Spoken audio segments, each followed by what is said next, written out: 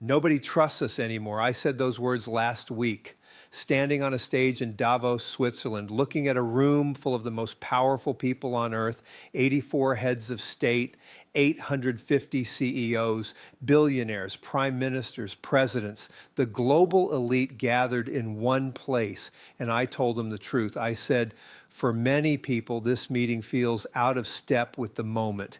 Elites in an age of populism, an established institution in an era of deep institutional distrust. And there is truth in that critique. The room went quiet because everyone in that room knew I was right. They could feel it. The anger outside, the protests, the populist movement sweeping across the world, the sense that something fundamental has broken between the people who run the world and the people who live in it. I am Larry Fink. I run BlackRock. We manage over $12 trillion. I am now the co-chair of the World Economic Forum, the organization that runs Davos. I took over last year after Klaus Schwab stepped down, and I am here to tell you something that very few people in my position would ever admit publicly. We have lost your trust, and we deserve to have lost it. This is not a comfortable thing to say. I have spent my entire career building institutions, building credibility, building relationships with the most powerful people in the world. I have accumulated more influence than almost anyone in finance. And I'm telling you that influence means nothing if nobody believes in it anymore. Let me show you the numbers, because the numbers do not lie. Every year, a company called Edelman conducts the largest study of trust in the world. They survey nearly 34,000 people across 28 countries. They measure trust in government, business, media, and NGOs. They track how people feel about institutions and leaders. The 2026 results came out this week right here in Davos, and they are devastating. 70% of people globally now have what researchers call an insular mindset. 7 out of 10 people are unwilling or hesitant to trust someone who has different values than them, different information sources, different approaches to problems, different backgrounds, 70%. Think about what that means. We have become a world where most people have retreated into bubbles. They only trust people who think like them. They only believe information that confirms what they already believe. They have given up on the idea that we can find common ground with people who see the world differently. This is not a political problem. This is not a left versus right problem. This cuts across everything: income, gender, age, geography, developed countries, developing countries. Everywhere you look, people are pulling back, building walls, closing themselves off. In Japan, 90% of people have this insular mindset. In Germany, 81%. In the UK, 76%. In Canada, 73%. In the United States, 70%. The world is fragmenting. And we, the people in that room in Davos, we are part of the reason why. Let me tell you about the trust gap, because this is where it gets really troubling. In 2012, the gap in trust levels between high income and low income people was 6 points. Rich people trusted institutions a little more than poor people did. That makes sense. Institutions generally serve rich people better. Today, that gap has exploded. In the United States, it is 29 points. 29 points. Rich Americans trust institutions almost 30 points more than poor Americans do. What does that tell you? It tells you that institutions work for rich people and fail poor people. It tells you that the system is rigged, not in some conspiracy theory way, in a very real, measurable, documented way. Poor people look at government and see incompetence. They look at business and see exploitation. They look at media and see lies. They look at NGOs and see hypocrisy. And honestly, they are not wrong, because here's the thing that nobody in Davos wants to admit: the system has failed most people. Since the fall of the Berlin Wall, more wealth has been created than at any time in human history. I said this in my opening speech. The numbers are staggering. Global GDP has more than tripled. Financial markets have exploded. Technology has transformed everything.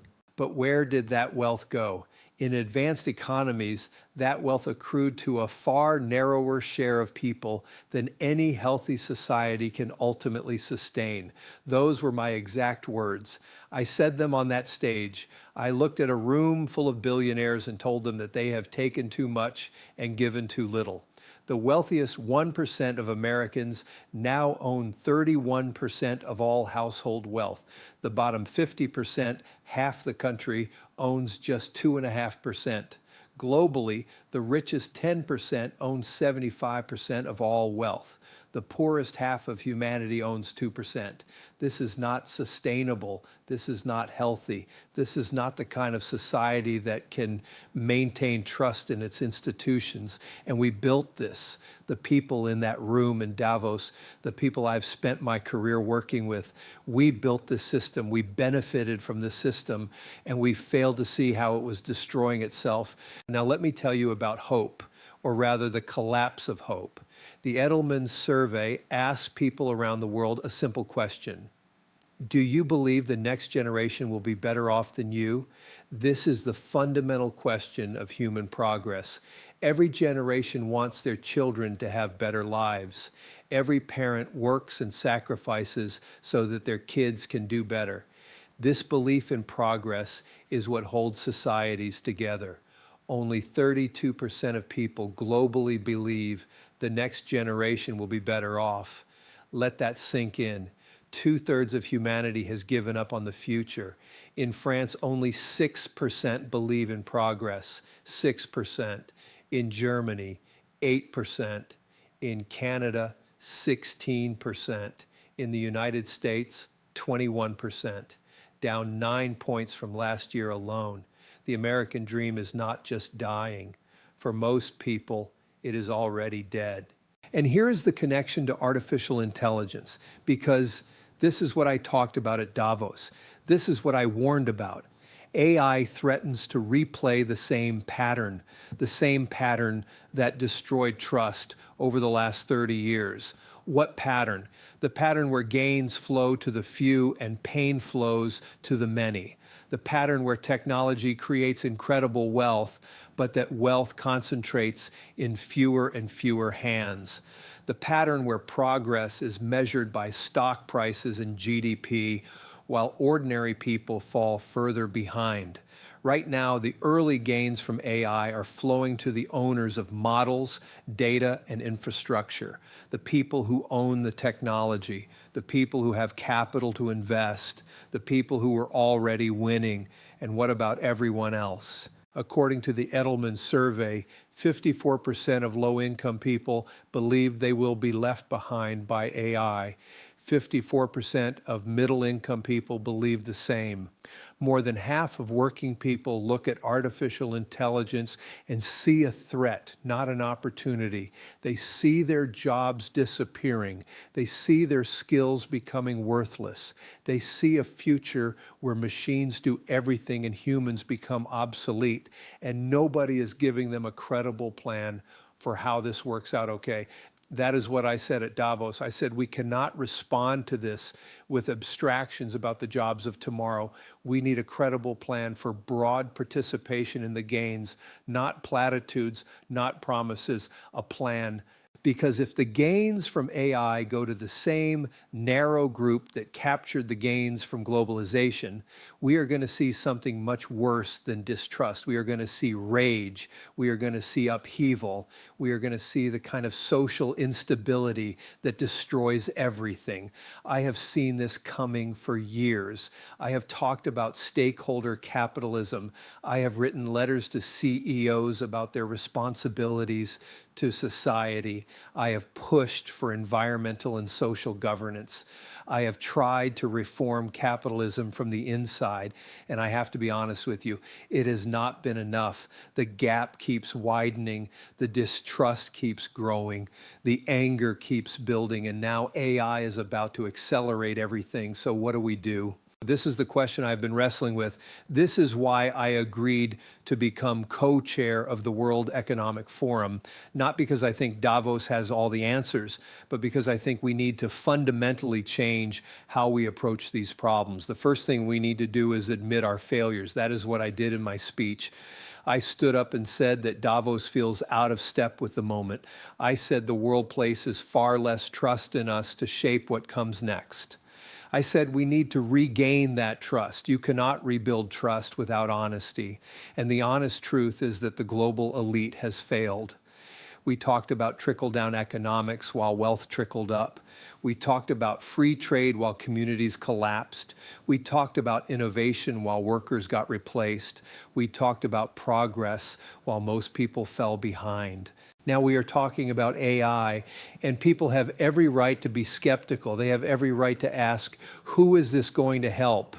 Because in their experience, when powerful people talk about transformative change, ordinary people end up paying the price. The second thing we need to do is listen, actually listen, not pretend to listen while we do whatever we were going to do anyway. At Davos, I said the forum should not want panels where everyone agrees 95% of the time.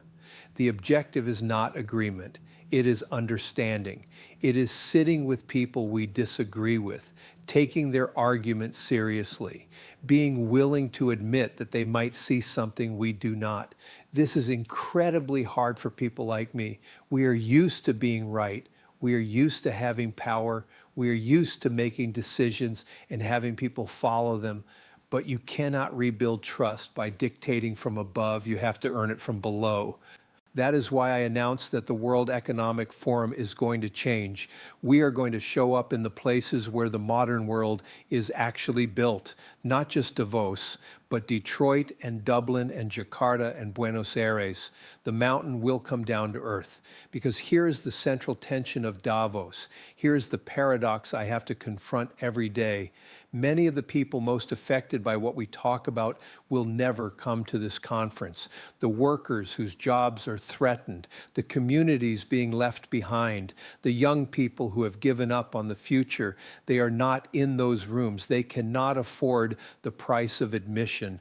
They do not have the connections. Davos is an elite gathering trying to shape a world that belongs to everyone. That is a quote from my speech. I said those exact words, and I meant them. If we are going to have legitimacy, we have to earn it. We have to show that we understand what people are going through. We have to prove that we care about more than our own profits and our own power. This is not charity. This is survival. Because here is what the Davos crowd does not fully understand. The system that made us wealthy depends on stability. It depends on trust. It depends on people believing that the rules are fair, that hard work pays off, that the future will be better than the past.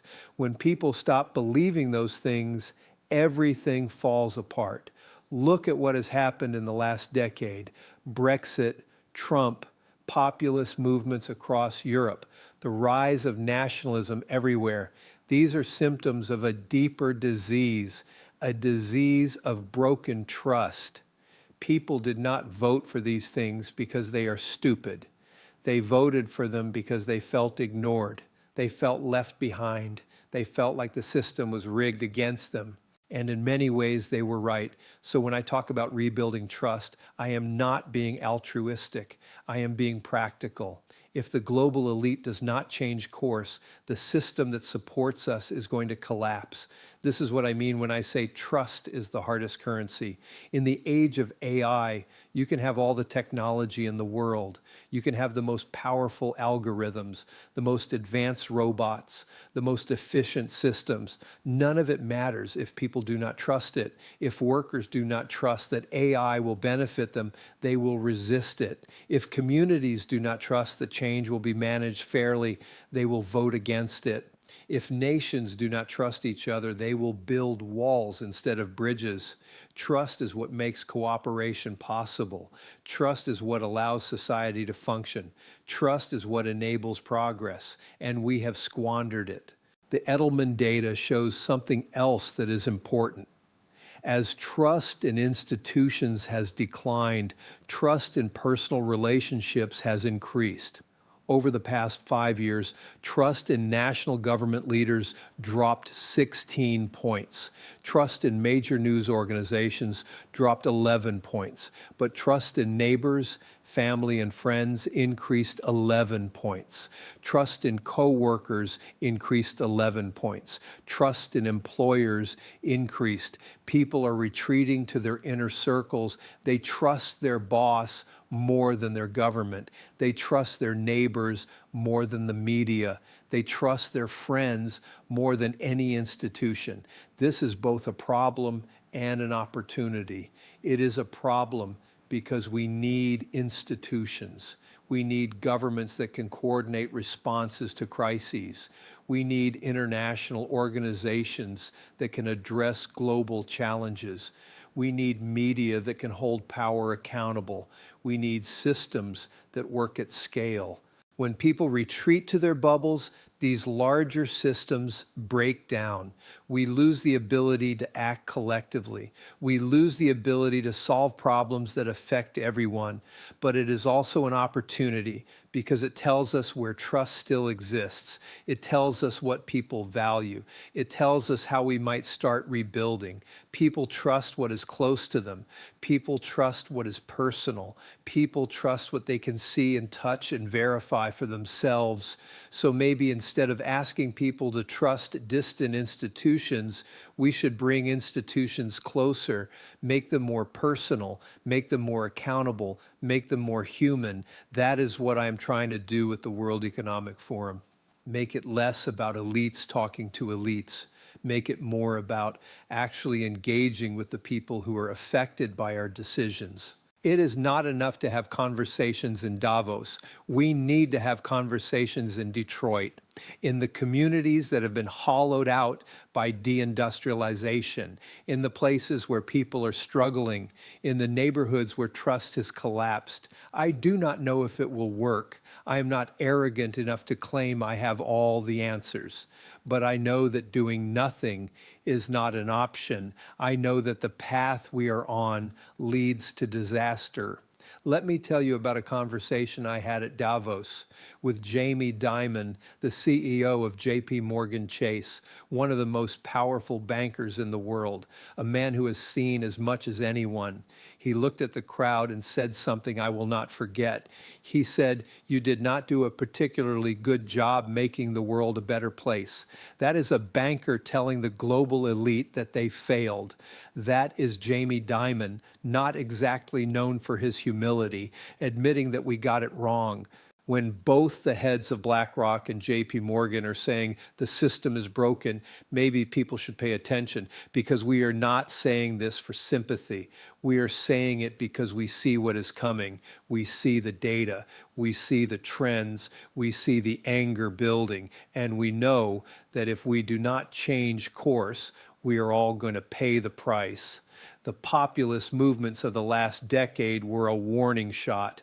The election results that shocked the establishment were a warning shot. The protests, the unrest, the rising extremism, all warning shots. Now AI is about to turbocharge everything. Displacement is going to accelerate.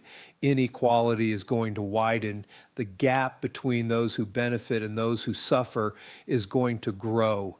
If we respond the same way we responded to globalization, with platitudes and promises while pocketing the gains, we're going to see something much worse than populism. We are going to see complete breakdown. That is why I am speaking out. That is why I am being so blunt. That is why I stood on that stage in Davos and criticized the very institution I now lead, because the stakes are too high for diplomatic language. The stakes are too high for business as usual. The stakes are too high for pretending that everything is fine. Everything is not fine. Trust is collapsing. Hope is dying. People are retreating into their shells. The social fabric that holds civilization together is fraying, and artificial intelligence is about to stress test all of it. So here's what I am asking, not just from the people in Davos, from everyone. Stop waiting for institutions to save you. They will not. They cannot, not in their current form. Start building trust in your own circles, with your family, your coworkers, your neighbors, your community. Trust at the local level is the foundation for everything else. Demand accountability from leaders, not just words, actions, results. Hold us to our promises. Call us out when we fail. Participate in the gains. Do not just watch from the sidelines. Find ways to own a piece of the future. Invest in your skills. Invest in assets. Invest in yourself. And most importantly, do not give up on dialogue. Do not retreat completely into your bubble. The Edelman data shows that 70% of people have become insular. Do not be part of that 70%. Talk to people who think differently. Listen to perspectives you disagree with. Try to understand why people believe what they believe. This is hard. It is uncomfortable. It is also necessary, because insularity is a dead end. If everyone retreats to their own corner, we lose the ability to solve problems together. And the problems we face, climate change, AI displacement, geopolitical instability, these require collective action. They cannot be solved by individuals alone. I said at Davos that this year's theme is the spirit of dialogue, because dialogue is the only way a room like this earns the legitimacy to shape ideas for people who are not in it. That applies to everyone, not just Davos, every family, every workplace, every community, every nation. Dialogue is how we rebuild trust. Conversation is how we find common ground. Listening is how we understand what we have been missing. I have been in finance for over 40 years. I have seen markets crash and recover. I have seen technologies rise and fall. I have seen predictions proven wrong and impossible things become reality. But I have never seen a moment quite like this. The convergence of technological disruption and social fragmentation, the simultaneous collapse of trust and explosion of AI, the sense that everything could change for better or worse in the next few years. This is the most consequential period of my career, maybe the most consequential period in modern history. And trust is the variable that determines how it turns out. If we can rebuild trust, we can manage the transition. We can ensure that AI benefits everyone, not just the few. We can create systems that work for people instead of against them. If we cannot rebuild trust, we are in trouble. The anger will keep building. The divisions will keep widening. The institutions will keep failing. And eventually, something will break that cannot be fixed.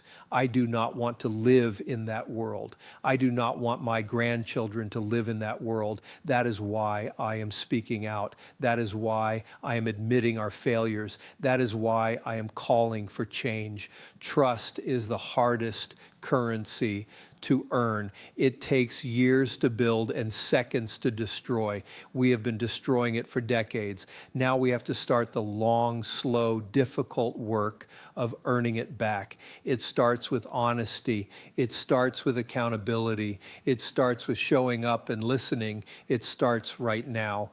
The future is not written yet. We get to decide what it looks like, but only if we face the truth about where we are. And the truth is that trust is broken.